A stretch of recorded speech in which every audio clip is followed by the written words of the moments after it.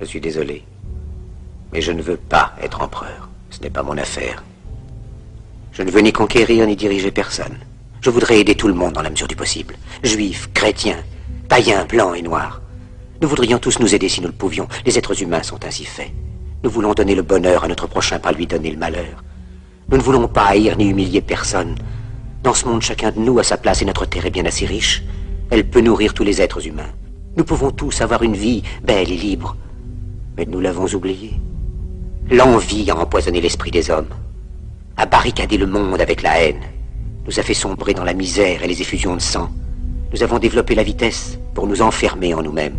Les machines qui nous apportent l'abondance nous laissent dans l'insatisfaction. Notre savoir nous a fait devenir cyniques. Nous sommes inhumains à force d'intelligence. Nous ne ressentons pas assez et nous pensons beaucoup trop. Nous sommes trop mécanisés et nous manquons d'humanité. Nous sommes trop cultivés et nous manquons de tendresse et de gentillesse. Sans ces qualités humaines, la vie n'est plus que violence. Et tout est perdu.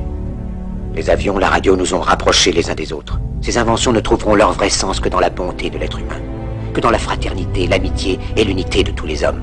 En ce moment même, ma voix atteint des millions de gens à travers le monde. Des millions d'hommes, de femmes et d'enfants désespérés, victimes d'un système qui torture les faibles et emprisonne les innocents. Je dis à tous ceux qui m'entendent, ne désespérez pas. Le malheur qui est sur nous n'est que le produit éphémère de l'avidité, de l'amertume de ceux qui ont peur des progrès qu'accomplit l'humanité. Mais la haine finira par disparaître, et les dictateurs mourront, et le pouvoir qu'ils avaient pris au peuple va retourner au peuple. Et tant que les hommes mourront, la liberté ne pourra pas périr. Soldats, ne vous donnez pas à ces brutes, à une minorité qui vous méprise et qui fait de vous des esclaves, en régiment toute votre vie, et qui vous dit ce qu'il faut faire et ce qu'il faut penser, qui vous dirige, vous manœuvre, se sert de vous comme chair à canon, et qui vous traite comme du bétail. Ne donnez pas votre vie à ces êtres inhumains, ces hommes-machines, avec une machine à la place de la tête et une machine dans le cœur. Vous n'êtes pas des machines, vous n'êtes pas des esclaves, vous êtes des hommes. Des hommes avec tout l'amour du monde dans le cœur. Vous n'avez pas de haine, sinon pour ce qui est inhumain, ce qui n'est pas fait d'amour.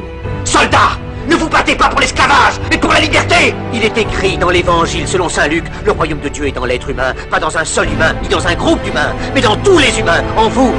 Vous, le peuple, qui avez le pouvoir de créer les machines, le pouvoir de créer le bonheur. Vous, le peuple, en avez le pouvoir de rendre la vie belle et libre, le pouvoir de faire de cette vie une merveilleuse aventure. Alors, au nom même de la démocratie, utilisons ce pouvoir. Il faut tous nous unir. Il faut nous battre pour un monde nouveau, décent et humain, qui donnera à chacun l'occasion de travailler, qui apportera un avenir à la jeunesse et à la vieillesse la sécurité. C'est eux qui ont promis toutes ces choses. Pour que vous leur donniez le pouvoir, ils mentaient.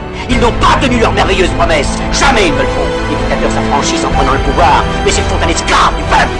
Alors il faut nous battre pour accomplir toutes leurs promesses. Il faut nous battre pour libérer le monde, pour renverser les frontières et les barrières raciales, pour en finir avec l'avidité, avec la haine et l'intolérance. Il faut nous battre pour construire un monde de raison, un monde où la science et le progrès mèneront tous les hommes vers le bonheur. Soldats, au nom de la démocratie, unissons-nous tous!